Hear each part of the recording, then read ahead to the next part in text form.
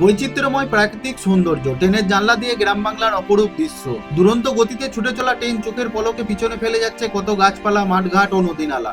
মাঝে মাঝে স্টেশন আসলে ক্ষণিকের জন্য থেমে যাওয়া, আবার সময় মতো ছুটে চলা গন্তব্যের উদ্দেশ্যে। না জানি কত মানুষ স্টেশনগুলিতে অপেক্ষা করে বসে রয়েছেন আমাদের এই ট্রেনটির জন্য। আজকের গল্পে থাকছে এরকমই এক গ্রাম বাংলার সবুজ প্রকৃতির মধ্যে দিয়ে ছুটে চলা ট্রেন যাত্রার অভিজ্ঞতা। আর থাকছে আমার যাত্রা পথে হুগলি নদীর উপর বছরের পর বছর দাঁড়িয়ে থাকা বিবেকানন্দ সেতুর ইতিহাস।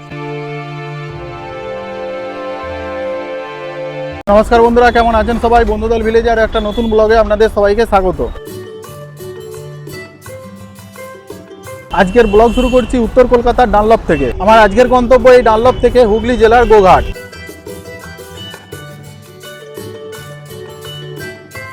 এই ডানলপ থেকে গোঘাট পর্যন্ত আমার যাত্রা পথে মোট 4খানা বড় বড় নদী পার হতে হবে। তো চলুন তাহলে সেই 4টে নদীর কি নাম এবং বালি স্টেশন থেকে গোঘাট পর্যন্ত টোটাল ট্রেন জার্নিটা সমস্ত কিছুটাই দেখাতে চলেছি আমার এই ভিডিওর মাধ্যমে।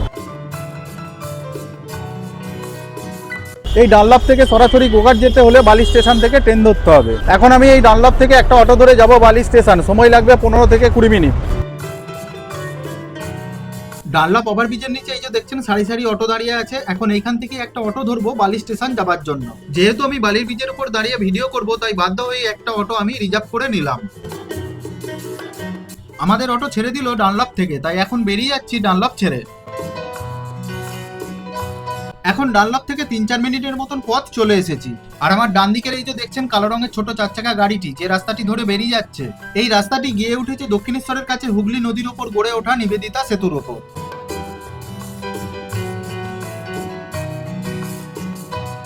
এখন চলে এসেছি দক্ষিণেশ্বর বাস স্টপেজ। আর আমার ডান দিকে ওই যে দূরে খাঁচার মতনটি দেখছেন, এটা হচ্ছে রানী রাসমণি স্কাইওয়াল, যার ওপর দিয়ে পায়ে হেঁটে দক্ষিণেশ্বর মায়ের মন্দির যেতে হয়।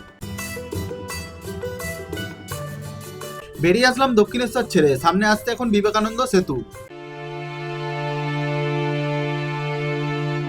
এখন দাঁড়িয়ে আছি বিবেকানন্দ সেতুর উপর। আর এই নদীটি দেখছেন, এটি হলো আমার যাত্রাপথের প্রথম নদী। নদীটির নাম হচ্ছে হুগলি নদী, যা বর্তমানে গঙ্গা নদী নামেও পরিচিত। ইতিহাস অনুযায়ী হুগলি নদীর ওপর অক্লান্তভাবে দাঁড়িয়ে থাকা এই সেতুটির বয়স প্রায় 92 বছর। হাওড়া, কলকাতা, উত্তর 24 পরগনা সংযোগকারী সবচেয়ে পুরনো সেতু হলো এই সেতুটি। নির্মাণ কাজ শুরু হয় ইংরেজির 1926 সালে আর নির্মাণ কাজ শেষ হয় 1931 সালে। 1932 সালে ডিসেম্বর মাসে এই সেতুতে যান চলাচল শুরু হয়।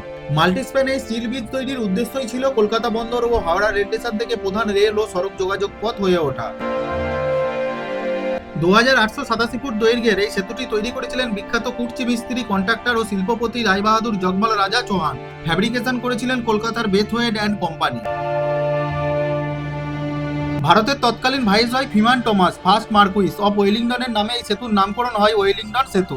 তিনি এই সেতুটির উদ্বোধন করেছিলেন। যে ট্রেনটি এই সেতুটির উপর দিয়ে প্রথম গিয়েছিল, ব্রিটিশরা তার নাম রেখেছিলেন জগমল রাজা হাওড়া এক্সপ্রেস।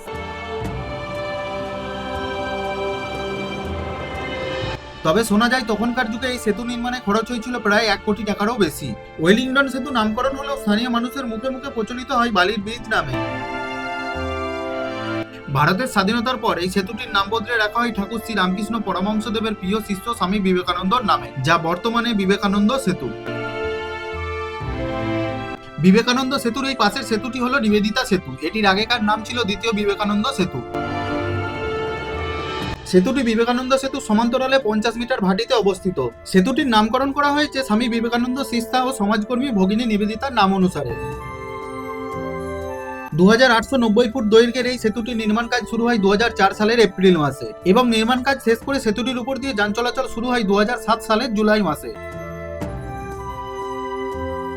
তবেই বিবেকানন্দ সেতুটি থেকে দাঁড়িয়ে কিন্তু দক্ষিণেশ্বরের কালী মন্দির দর্শন করতে পারবেন। ওই যে নারকেল গাছের ফাঁক দিয়ে দেখা যাচ্ছে মা ভবতারিণী মন্দিরের চূড়াটি। আবারও উঠে পড়লাম অটোর মধ্যে। এখন বিবেকানন্দ সেতু ছেড়ে বেরিয়ে যাচ্ছি বালি স্টেশন যাবার উদ্দেশ্যে।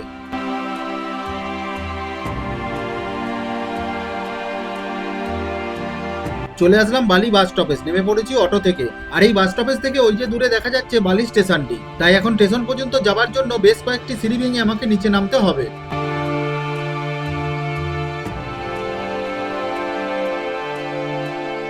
নিচে নেমে বেশ কয়েক পা হেঁটে এখন চলে এসেছি টিকিট কাউন্টারের সামনে। দেখছি লম্বা লাইন, আর আমিও দাঁড়িয়ে পড়েছি এই লাইনের মধ্যে। তাই আগে টিকিটটা কেটে নিই, তারপর স্টেশনে গিয়ে কথা বলছি। টিকিট কেটে নিয়ে চলে এসেছি প্ল্যাটফর্মে, আর এই বালি থেকে গোঘাট পর্যন্ত ভাড়া নিল 25 টাকা।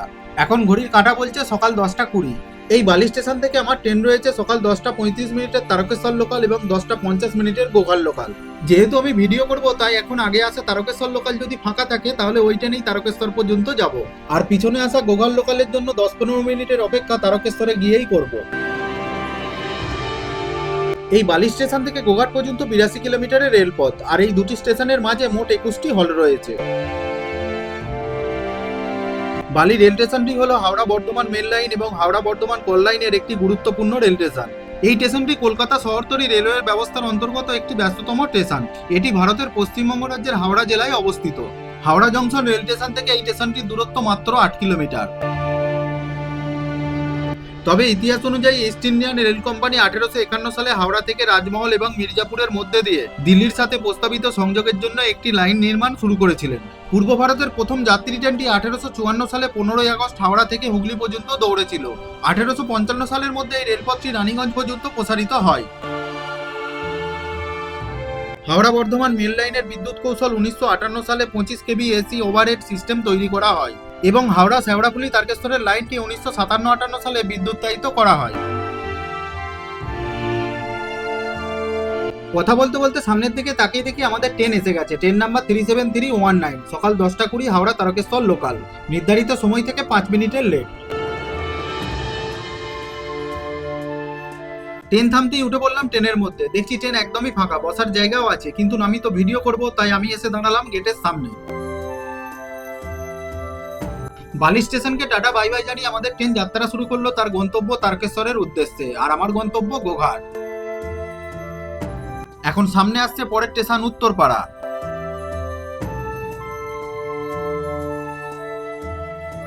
উত্তরপাড়া স্টেশন পেরিয়ে এখন চলে এসেছি হিন্দমোটর স্টেশনে। এই হিন্দমোটর জায়গাটি হিন্দুস্তান মোটর কারখানার জন্য পরিচিত। 1948 সালে প্রতিষ্ঠিত এই কারখানাটি ছিল স্থানীয় অর্থনীতির একটি গুরুত্বপূর্ণ অংশ। ভারতের প্রথম অ্যাম্বাসেডর গাড়িটি 1957 সালে এই হিন্দমোটর কারখানা থেকে তৈরি করে লঞ্চ করা হয়েছিল, যা আজও কলকাতা শহরে ঐতিহ্য বহন করে চলেছে হলুদ রঙের ট্যাক্সি। হিন্দমোটর ছেড়ে এখন বেরিয়ে যাচ্ছি পরের স্টেশন কোন্নগর।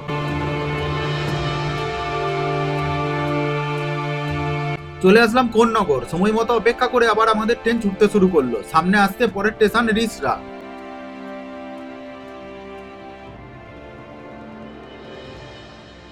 চলে আসলাম রিসরা। এই রিসরাতেই আছে 400 বছরের বেশি পুরনো মা সিদ্ধেশ্বরী কালী মন্দির, এবং রিসরা ফেরিঘাট থেকে গঙ্গা পার করে উত্তর 24 পরগনার খড়দহ পৌঁছানো যায়। আমাদের ট্রেন ছেড়ে দিল রিসরা থেকে। পরের স্টেশন শ্রীরামপুর।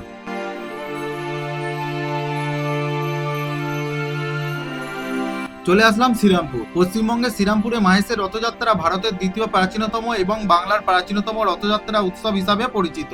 এই উৎসব 1396 খ্রিস্টাব্দ থেকে এই শ্রীরামপুর শহরে অনুষ্ঠিত হয়ে আসছে, আর এখানকার জগন্নাথ মন্দিরটি 600 বছরেরও বেশি পুরনো। শ্রীরামপুর ছেড়ে এখন বেরিয়ে যাচ্ছি পরের স্টেশন শেওড়াফুলি জংশন।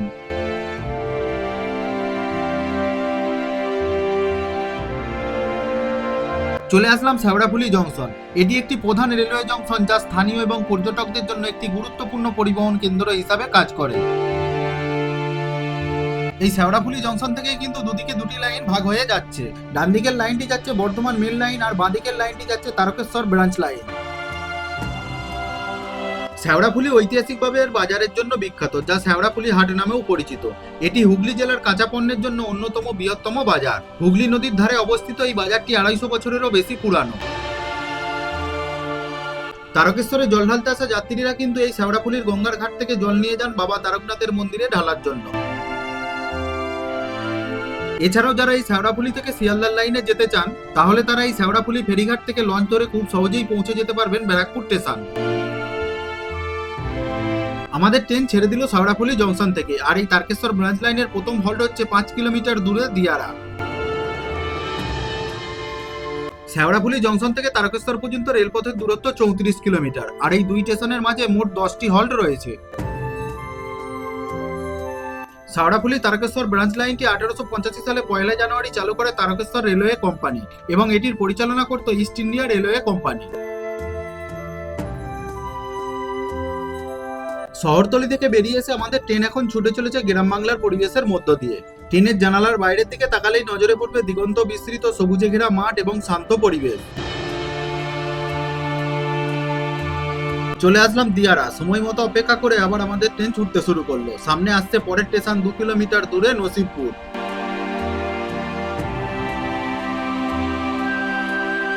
চলে আসলাম নসিবপুর। এখন বেরিয়ে যাচ্ছি নসিবপুর স্টেশন ছেড়ে। পরের স্টেশন 4 কিলোমিটার দূরে সিঙ্গুর।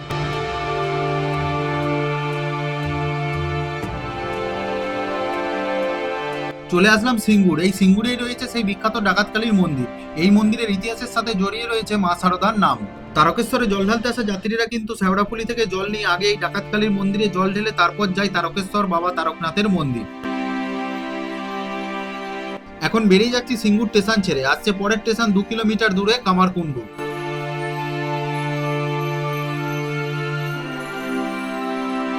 চলে আসলাম কামারকুন্ডু। এই স্টেশনটির নিচে আরো একটি কামারকুন্ডু স্টেশন রয়েছে, যে লাইনটা ডানকুনি থেকে আসছে, আর সেটা হলো বর্ধমান কোট লাইন। কামারকুন্ডু স্টেশন ছেড়ে এখন বেরিয়ে যাচ্ছি। পরের স্টেশন 4 কিলোমিটার দূরে নালিকুল।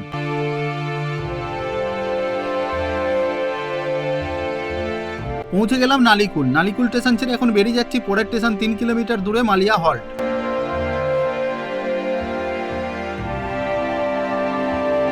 চলে আসলাম মালিয়া হল্ট। এইখানেই রয়েছে তারকেশ্বর এলাকার মানুষজনদের কাছে জনপ্রিয় একটি পিকনিক স্পট, যার নাম মালিয়া পার্ক। তারকেশ্বরে জল ঢালতে আসা যাত্রীরা কিন্তু এই পার্কে বসে একটু বিশ্রাম নেন। এছাড়াও এই পার্কের মধ্যে রয়েছে বাচ্চাদের জন্য আলাদাভাবে শিশু উদ্যান।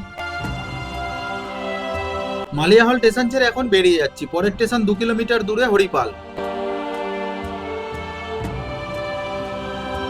স্টেশন হরিপাল। এই হরিপাল স্টেশনে নেমেই কিন্তু রাজবলাটের সেই জাগ্রত দেবী রাজবল্লভী মায়ের মন্দির যাওয়া যায়।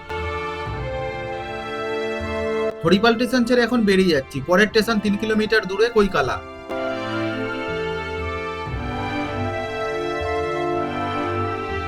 স্টেশন কৈকালা। কৈকালা ছেড়ে এখন বেরিয়ে যাচ্ছি। পরের স্টেশন 3 কিলোমিটার দূরে বাইটখন্ড।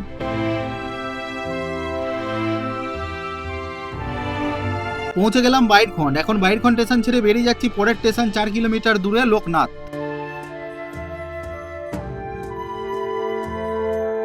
চলে আসলাম লোকনাথ। তারকেশ্বরে জল ঢালতে আসা যাত্রীরা কিন্তু এই মন্দিরেও জল ঢালেন। স্টেশনের ডান দিক থেকে বেরিয়ে কিছুটা গেলেই এই মন্দির। এখন বেরিয়ে যাচ্ছি লোকনাথ স্টেশন ছেড়ে। পরের স্টেশন 2 কিলোমিটার দূরে এই ট্রেনের যাত্রাপথের অন্তিম স্টেশন তারকেশ্বর।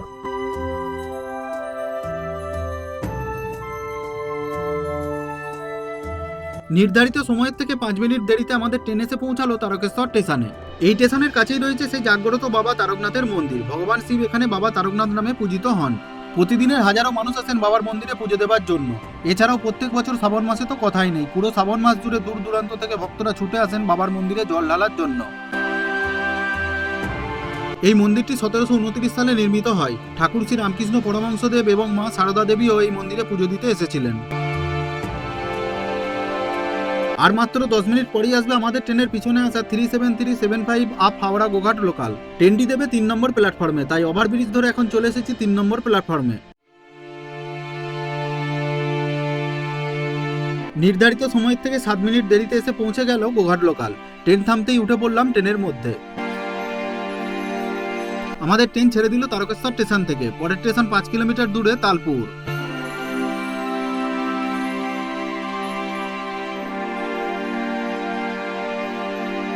চলে আসলাম তারকেশ্বরের পর প্রথম স্টেশন তালপুর। আমাদের ট্রেন ছেড়ে দিল তালপুর স্টেশন থেকে। পরের স্টেশন 5 কিলোমিটার দূরে তকিপুর। এখন সামনে আসছে আমার যাত্রাপথের দ্বিতীয় নদী দামোদর নদী। এই নদীর উৎপত্তি হলো ভারতের ঝাড়খণ্ড রাজ্যের ছোটনাগপুর মালভূমিতে পালামৌ জেলায়। দীর্ঘ 592 কিলোমিটার পথ পাড়ি দিয়ে এসে মিলিত হয়েছে হাওড়া জেলার গড়চুমুখে হুগলি নদীর সাথে।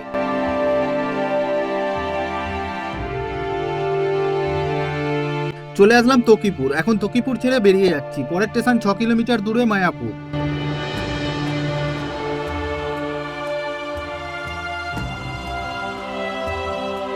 এখন সামনে আসছে আমার যাত্রাপথের তৃতীয় নদী মুন্ডেশ্বরী নদী। এটি হলো দামোদর নদীর প্রধান শাখা নদী। বর্ধমান জেলার বেগরমুখ থেকে দামোদরের এই শাখা নদীর উৎপত্তি। দীর্ঘ 45 কিলোমিটারের পথ পাড়ি দিয়ে এসে হাওড়া জেলার চিন্নান অঞ্চলের রূপনারায়ণ নদীর সাথে মিলিত হয়েছে।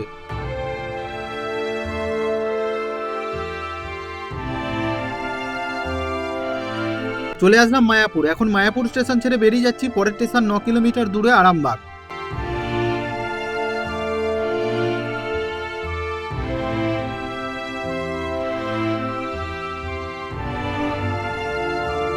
চলে আসলাম আরামবাগ স্টেশন। আরামবাগ মহকুমা 1819 সালে গঠিত হয়েছিল, তখন এর নাম ছিল জাহানাবাদ। পরে 1900 সালের 19 এপ্রিল মহকুমার নাম পরিবর্তন করে আরামবাগ করা হয়, যার অর্থ আরামের বাগান। আরামবাগ স্টেশন থেকে আমাদের ট্রেন ছেড়ে দিল। পরের স্টেশন আমার যাত্রাপথের অন্তিম স্টেশন 9 কিলোমিটার দূরে গোঘাট।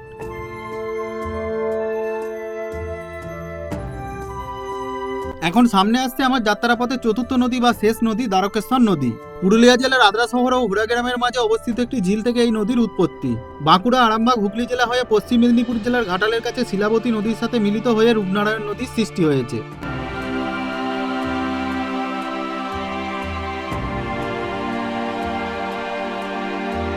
অবশেষে পৌঁছে গেলাম গোঘাট স্টেশন। আপাতত কামারপুকুর ও জয়রামবাটি বেড়াতে আসার কাছের রেল স্টেশন হলো এই গোঘাট স্টেশন। ওদিকে বিষ্ণুপুর থেকে জয়রামবাটি পর্যন্ত রেলপথের কাজ প্রায় শেষ, রেলের টায়ালও হয়ে গিয়েছে, তাই ট্রেন চালু হতে শুধু সময়ের অপেক্ষা মাত্র।